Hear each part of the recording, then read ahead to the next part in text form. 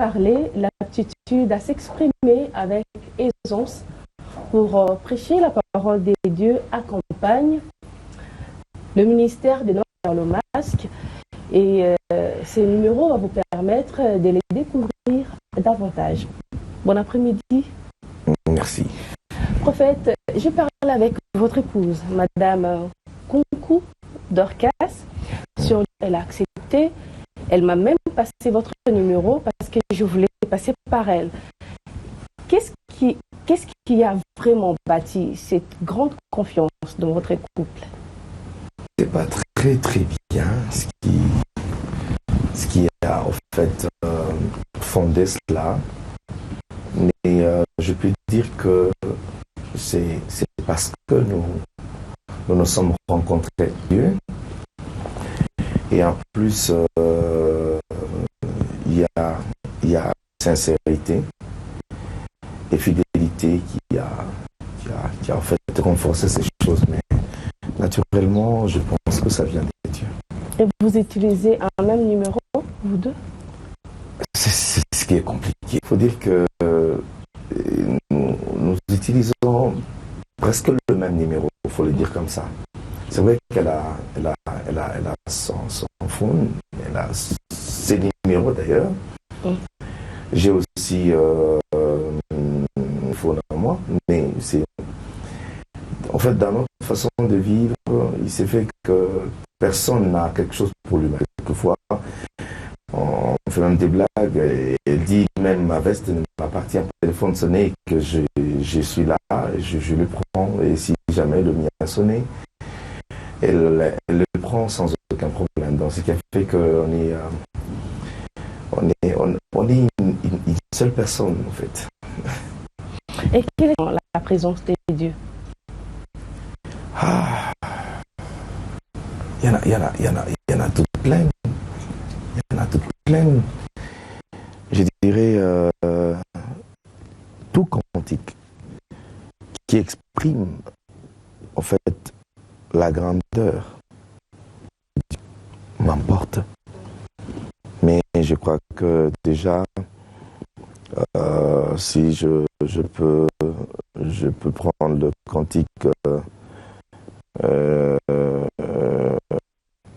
El Shaddai, c'est parmi les cantiques qui m'emportent le plus. Vous pouvez nous chanter un petit morceau? El Shaddai, Adonai, le roi compatissant, le Dieu de mes espoirs, qui me fait voir tous ses exploits, en lui je crois. Devant sa face, El Shaddai trouve sa demeure.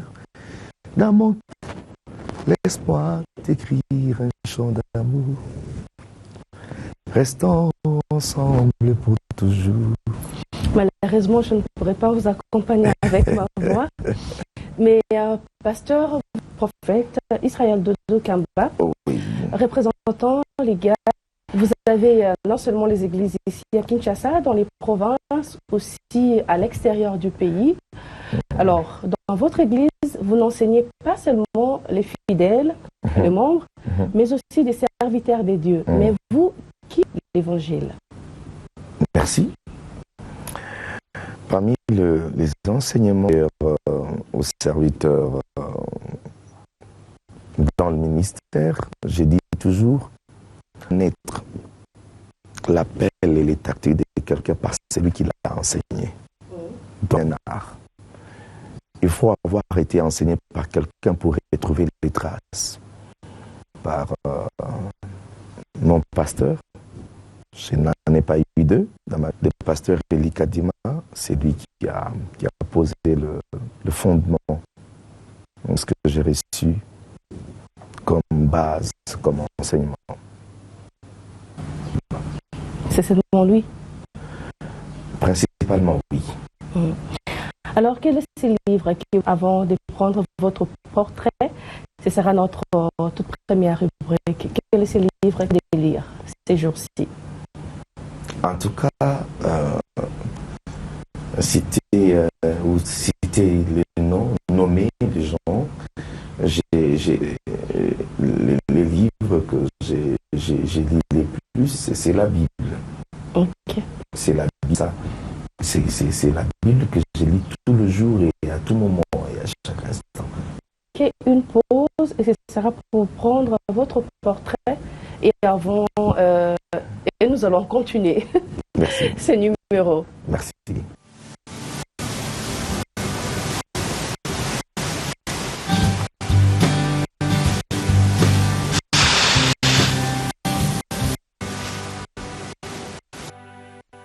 Né à Kinshasa le 19 octobre d'une certaine année, le prophète Dodo Kamba est huitième d'une famille de 14 enfants, dont 5 filles. Issu de l'union de M. Kamba Chikabamba et de Mme Siamamoni, Dieu obtint son diplôme d'État en 1992. 2 années plus pied un groupe d'intercession comportant au total 13 membres. Il bâtit l'église Betsaïda, aujourd'hui située dans la commune de Limete, qui jadis avait commercial du quartier Salongo Sud. 6 années plus tard, il suivra le cours de Théo Alliance. Avec près de 20 ans au service du Seigneur Jésus, Dodo Kamba annonce avec foi et puissance la bonne nouvelle du salut par Jésus-Christ. L'église Betsaïda compte des milliers de fidèles répandus dans la ville de Kinshasa en pays avec diverses extensions. Marié à la servante de Dieu, d'Orki, il a eu 4 enfants, dont 3 filles et un garçon. Vous avez parlé, je ne sais pas si c'est déjà passé ou c'est en cours, pour le programme de votre église Betsaïda. Ouais. Vous avez parlé de bataille, instruction et règne. Bataille, instruction et règne, parce que j'ai toujours pensé qu'on ne peut jamais devenir grand dans la vie si on n'est pas passé par la bataille. Christ le-même nous. Deuxièmement, je pense que on ne peut pas accomplir ou voir venir ou s'accomplir les promesses de Dieu sans en avoir.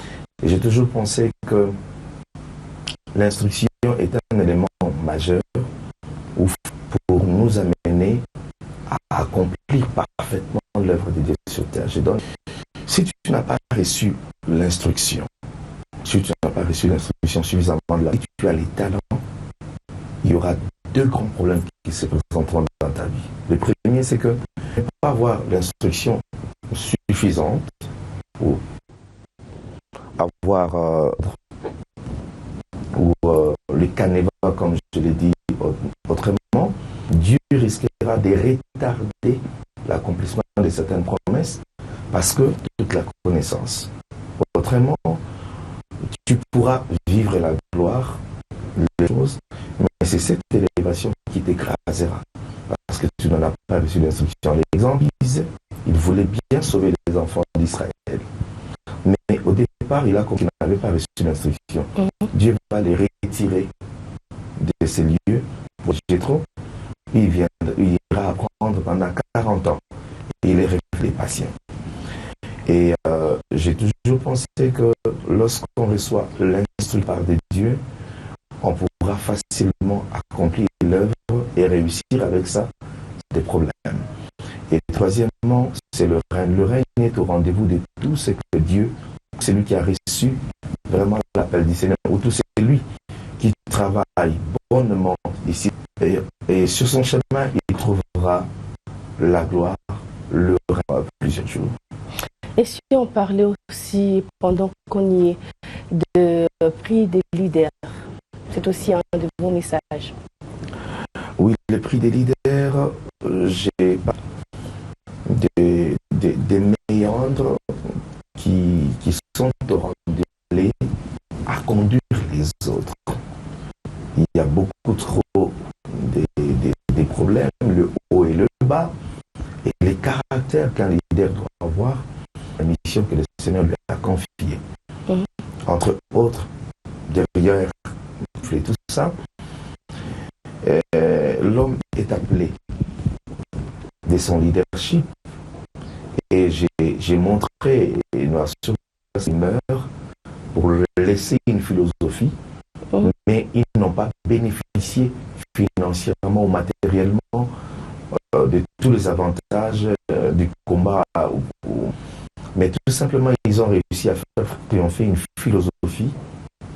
Et ils m'ont, j'ai cité même quelques exemples, quelques personnes qui ont servant des modèles. J'ai parlé de Nelson Mandela, j'ai parlé de Nelson, et je crois que je peux ajouter aujourd'hui même Gandhi, parmi de l'Asie. Donc il y en a comme ça qui ont vécu, qui ont servi vraiment. On peut les lire, on peut lire leur philosophie, on peut comprendre ce qu'ils étaient, ce qu'ils ont fait et réussir avec ces chemins. Et comment faire pour obtenir tous ces messages? Écoutez, c'est pas compliqué. On peut nous rappeler par le même numéro qui apparaît ici. Au travers de ces numéros, toujours nous joindre et nous informer. Et si jamais quelqu'un a l'adresse de nos églises, il peut venir les avoir. Mais pour vous qui consultez souvent l'Internet, vous pouvez www.églisebethsaïda.org. Je vous laisse suivre avec témoins et on va continuer notre numéro d'aujourd'hui.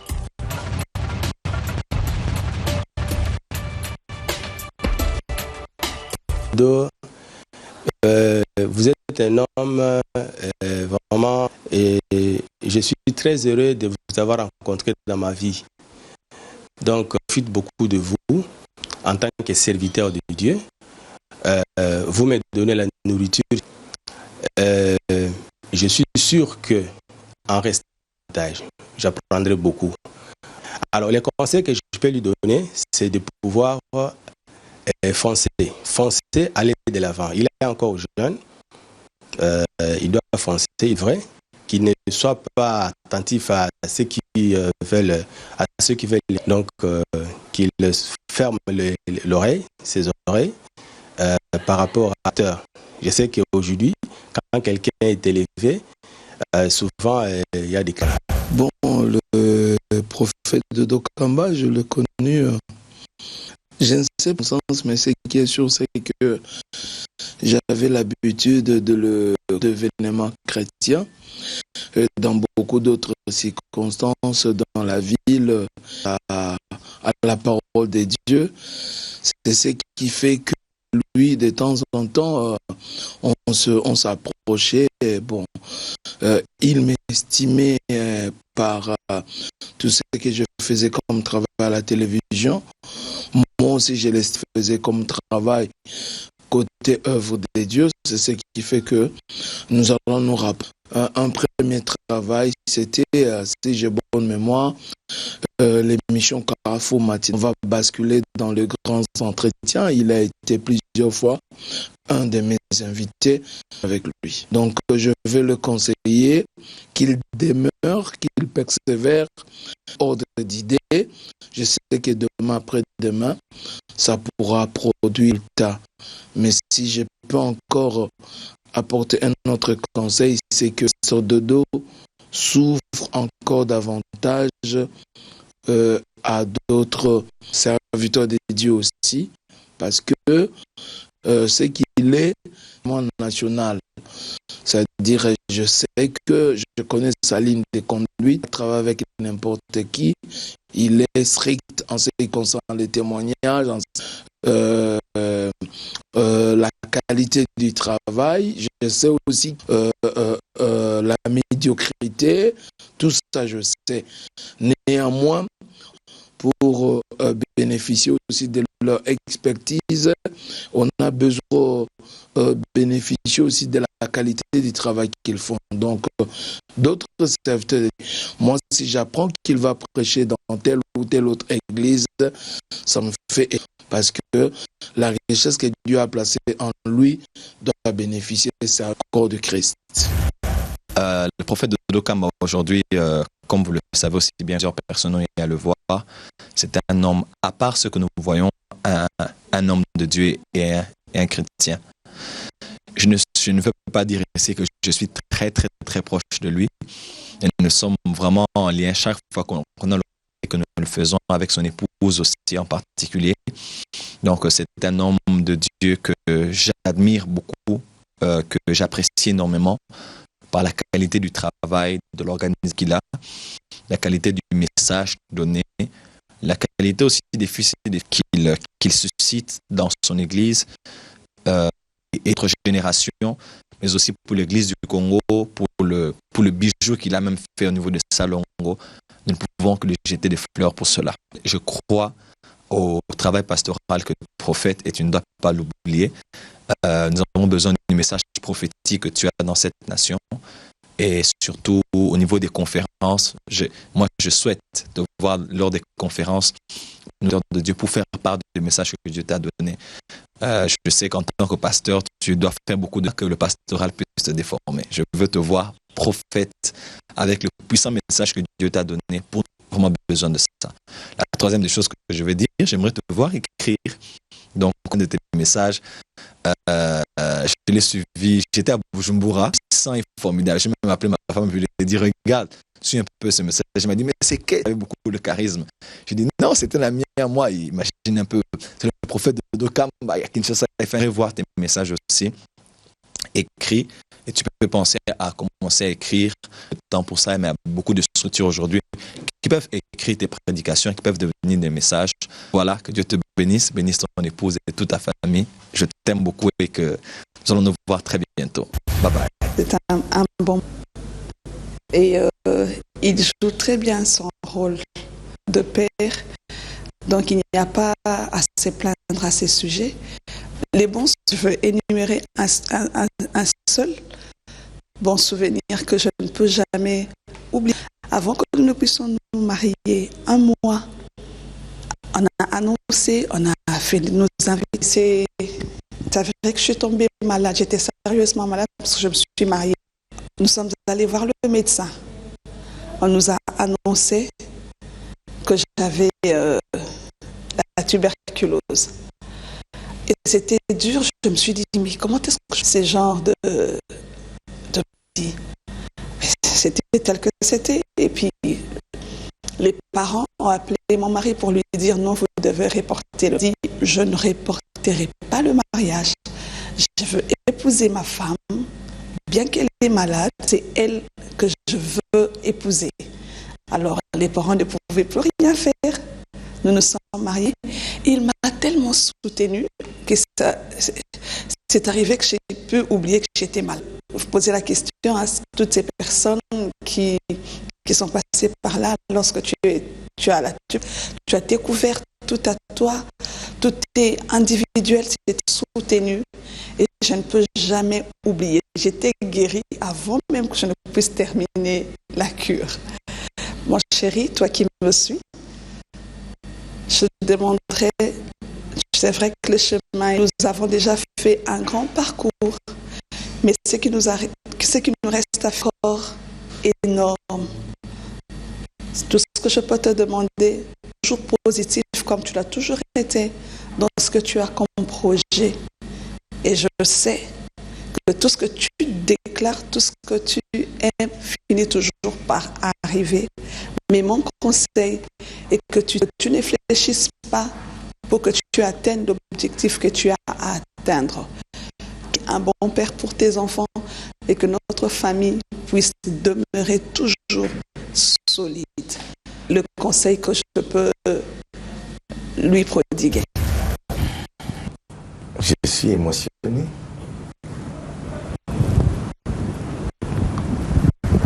Je dirais merci. Ce qui a retenu mon attention, c'est que toutes ces personnes en parlent avec. Et je suis surpris, surtout pour Pasteur Blaise, à qui j'ai dit merci beaucoup. J'ai dit sincèrement merci. Et le prophète Joël Francis, qui m'a fait des remarques très sévères, j'ai compris ça comme ça. Il ne sera pas déçu. Je crois qu'on y arrivera, mon frère. Merci. Et en plus, mon épouse, qui tous les jours ne cesse de m'étonner. Elle m'étonne tous les jours. Et nous avons 4 enfants maintenant. Oui.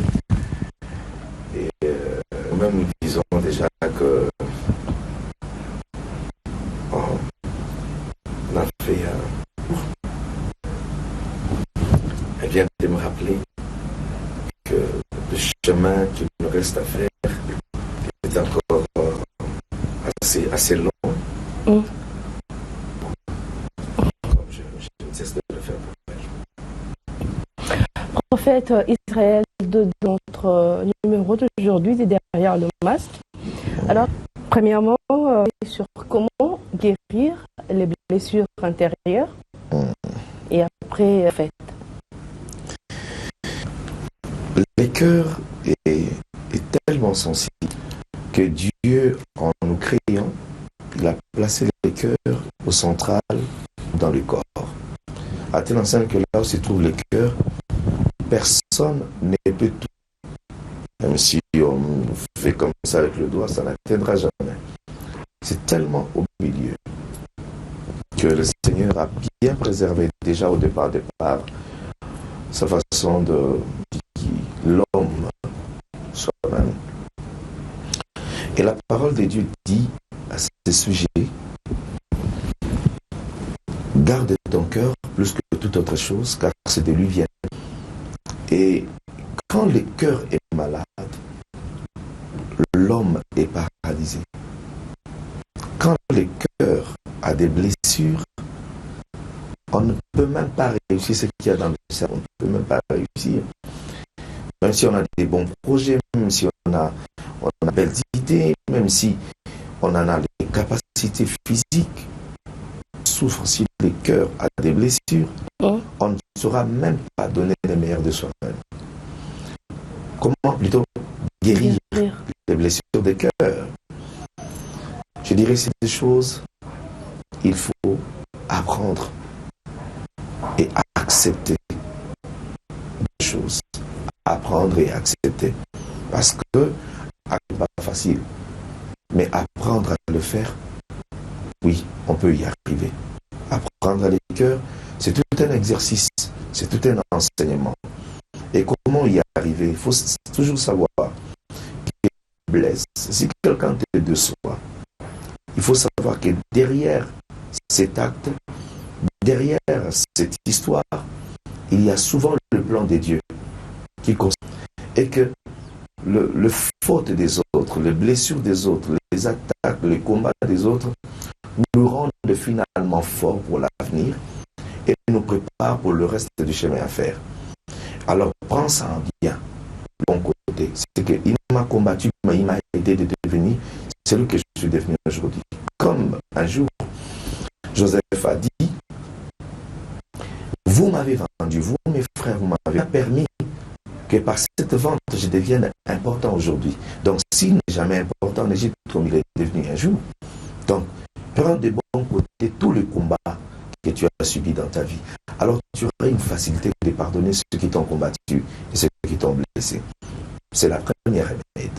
Donc, je dis aux gens, apprenez à comprendre, à voir de bons côtés ou à faire une bonne analyse de tous les combats auxquels vous êtes confrontés dans la vie et pardonnez ce que le diable a utilisé comme des instruments pour vous combattre. Et ensuite, faites un effort d'innocenter tous ceux qui vous touchent en mal ou tous ceux des innocentés.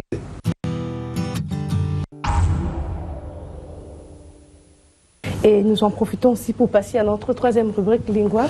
Vous allez ouvrir et puis nous lire ce que vous allez trouver.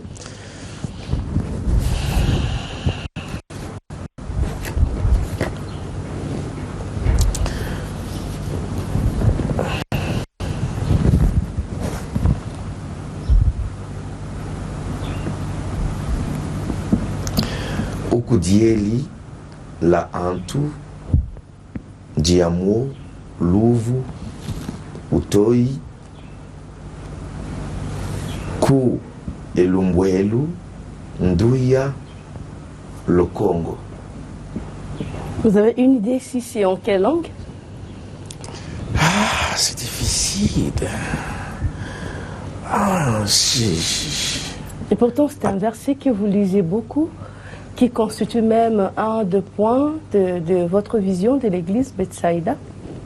Alors, vous venez de lire plutôt Hébreux 9, 27, ont été là, qui dit « Et comme il est réservé aux hommes de mourir une seule fois, après quoi vient le jugement ?»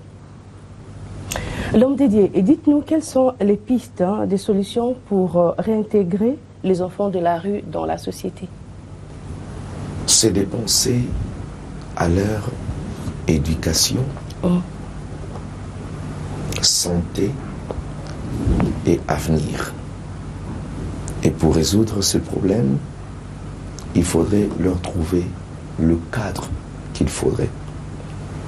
Là, je dis directement, ça ne sert à rien de leur donner des potages et de filmer comment ils mangent, mais il faut penser à leur éducation, c'est-à-dire trouver le moyen de les enseigner, de les rendre utiles à la société.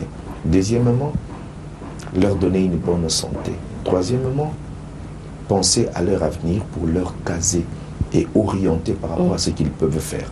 Parce que tout enfant n'a toujours pas la capacité d'étudier, d'aller à l'école et de réussir convenablement, mais peut apprendre le métier.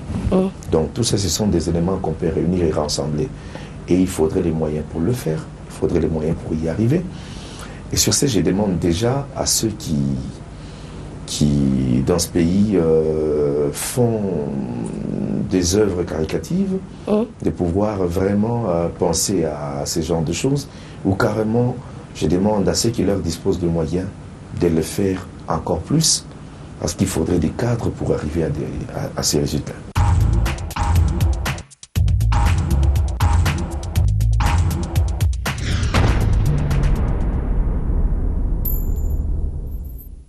Nous passons à notre toute dernière rubrique, top 5. Je vais vous poser 5 questions. Alors vous allez me répondre par vrai ou faux. Si vous pensez que la question est trop personnelle pour répondre, ou si vous pensez que vous n'avez pas de réponse pour cette question, vous direz je passe. Je vais sauter pour prendre la question suivante. Vrai ou faux, vous avez écrit via votre Facebook au mois de février passé, je cite, « Jésus n'a pas été assassiné, il a lui-même donné sa vie. » Vrai. Vrai ou faux, prophète, vous croyez aux dons spirituels manifestés dans le corps humain? Vrai. Vrai ou faux, prophète, vous avez près de 20 ans de ministère? Vrai. Vrai ou faux, vous êtes vous-même le mentor de votre famille? Là, je parle de votre épouse et vos enfants. Vrai. Vrai ou faux, l'église Bethsaïda a aussi comme vision porter assistance aux personnes démunies? Vrai. Et moi, ajouter par rapport à tout ça? Vrai, Jésus est ressuscité d'entre les morts et il y revient bientôt. Oui. Alors, à quand votre propre organe de presse? À bientôt. Vous êtes prophète des dieux, comme là aussi soutenu plusieurs intervenants, plusieurs de nos témoins. Alors, quel est ce message des dieux, de l'Éternel, qu'il vous a révélé pour cette année 2014 concernant notre pays, le Congo? Dieu m'a demandé d'annoncer à mon pays deux choses. La première des choses, Dieu nous demande de sanctifier la nation en demandant aux autorités et à tout le peuple congolais de demander pardon à Dieu pour certains actes que nous avons commis dans ce pays. Deuxième des choses, Dieu nous demande une réconciliation dans la sincérité, nous pardonner entre nous Congolais, parce que le réel problème du Congolais, c'est la haine. Les Congolais ont des problèmes, ils ne s'aiment pas entre eux, et par conséquent, c'est les pays qui en souffrent. Il faut que nous nous demandions pardon en face et que cela soit vraiment sincère pour regarder l'avenir de notre nation. nous avons tout ce qu'il faudrait. Et le Seigneur nous soutiendra. Si cela ne se fait pas sincèrement et selon la volonté de Dieu, ce serait difficile pour nous. Voilà. Si vous venez de vous joindre à nous, nous sommes Lucasroom Agency et nous vous présentons le prophète Israël Dodo Kamba dans le cadre de notre rendez-vous derrière le masque. Alors, pour plus d'informations concernant l'homme des dieux, Israël Dodo Kamba, tapez www.églisebetsaïda.com et là, vous aurez plus d'informations, comment les contacter, voire même géophile, son adresse email.